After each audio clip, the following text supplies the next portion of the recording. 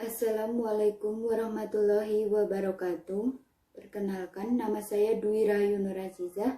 Di sini saya akan menceritakan sedikit sejarah tentang ilmuwan Islam yang bernama Nasiruddin At-Tusi. Muhammad bin Al-Hasan At-Tusi, lebih dikenal sebagai Nasiruddin At-Tusi, adalah seorang polimatik, arsitektur, filsuf, dokter, ilmuwan, dan ulama Persia. Dia sering dianggap pencetus gagasan trigonometri sebagai suatu disiplin ilmu matematika itu tersendiri. Dia merupakan seorang muslim Syiah 12 imam, dan cendekiawan muslim Ibnu Khaldun menganggap Tusi sebagai yang terbesar dari para cendekiawan Persia. Nasiruddin At-Tusi lahir di kota Tus di Khorasan, abad pertengahan atau timur laut Iran. Pada tahun 1201, dia mulai belajar pada usia yang masih sangat dini. Di Hamdan, Tusi belajar tentang Quran, hadis, fikih Jafari, logika, filsafat, matematika, kedokteran, dan astronomi. Dia tampaknya dilahirkan dalam keluarga Syiah dan kehilangan ayahnya di usia yang muda. Untuk memenuhi keinginan ayahnya, Tusi mengikuti pembelajaran dan pendidikan dengan sangat serius dan menempuh perjalanan jauh untuk menghadiri kuliah para cendekiawan terkenal dan untuk memperoleh pengetahuan.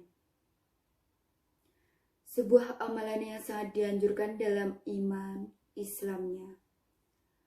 Pada usia yang muda, dia pindah ke Nishapur untuk belajar filsafat di bawah bimbingan Farid al-Din Damat dan matematika di bawah Muhammad Hashib.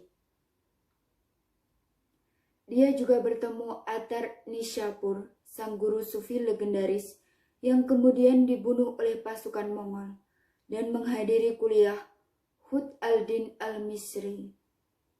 Di Mosul, dia belajar matematika dan astronomi dengan Kamaluddin bin Yunus, seorang murid Sarafal din Al-Tusi. Kemudian dia berkorespondensi dengan Sa'd al-Din al-Hunawi, menantu dari Ibnu Arabi, dan kelihatannya bahwa mistisme sebagaimana yang disebarluaskan oleh para guru sufi pada masanya tidak menarik bagi pemikirannya, dan begitu kesempatan yang cocok, dia menyusun buku petunjuk sufisme filosofinya sendiri dalam bentuk buket kecil berjudul Awas al-Asraf, tanda-tanda kemuliaan. Ketika tentara Genghis Khan menghancurkan tanah airnya, dia dipekerjakan oleh negara Nizari Ismaili dan memberikan kontribusi terpenting dalam ilmu pengetahuannya selama masa ini, ketika dia berpindah dari satu benteng ke benteng lainnya, dan kemudian dia ditawan setelah penyerbuan Puri Alamut oleh pasukan Mongol. Berikut adalah penemuan dari Nasiruddin At-Tusi.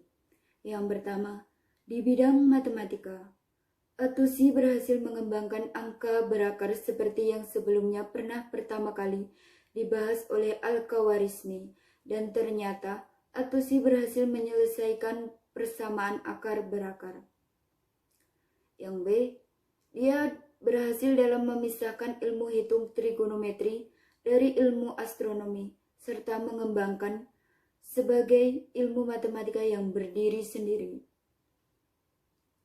At-Tusi adalah orang pertama kali yang membuat segitiga bertingkat untuk segitiga di atas bola dengan sudut yang sama. Segitiga bertingkat adalah persamaan segitiga yang mana setiap ujungnya sama dan tidak berbeda, kecuali dalam bentuk, dalam cara mengerjakannya, dan rumus-rumusnya. Sudut yang sama adalah segitiga sama sisi yang digambar di atas permukaan bola. Dan dia menjelaskan dan membuat geometrik Euclides dan menyelesaikan permasalahan-permasalahannya yang rumit dengan bukti-bukti yang kuat dan penuh inovasi. Dia adalah orang yang mempelopori studi logika matematika. 2. Bidang ilmu astronomi.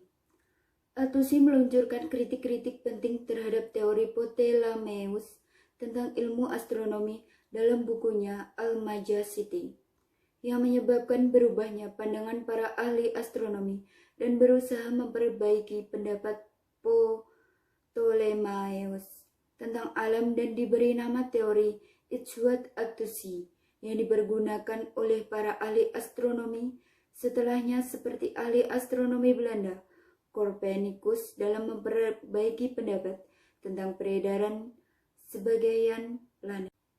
At-Tusi adalah orang yang pertama kali membuat teropong dalam bentuk yang besar dan teropong ini dikenal dengan nama Asa At-Tusi. Dalam hal itu, At-Tusi menulis tesis penting yang selanjutnya diteruskan oleh salah seorang muridnya. At-Tusi juga membuat gedung astronomi terbesar dalam peradaban Islam dan diberi nama Laboratorium Margaret. Yang ketiga ada bidang fisika. At-Tusi menemukan dalil baru untuk menyamakan dua sudut, yaitu sudut jatuh dan sudut pantul dari cahaya sinar yang jatuh pada permukaan kaca yang datar. At-Tusi juga berhasil menafsirkan tentang fenomena pelangi. Yang keempat, bidang pemikiran ilmiah. At-Tusi adalah orang yang pertama kali mengajak untuk mengadakan seminar ilmiah di sepanjang sejarah hidup manusia. Seminar ini dilaksanakan di Laboratorium Maragah dan diikuti oleh para ahli astronomi terkemuka yang hidup pada masa At-Tusi.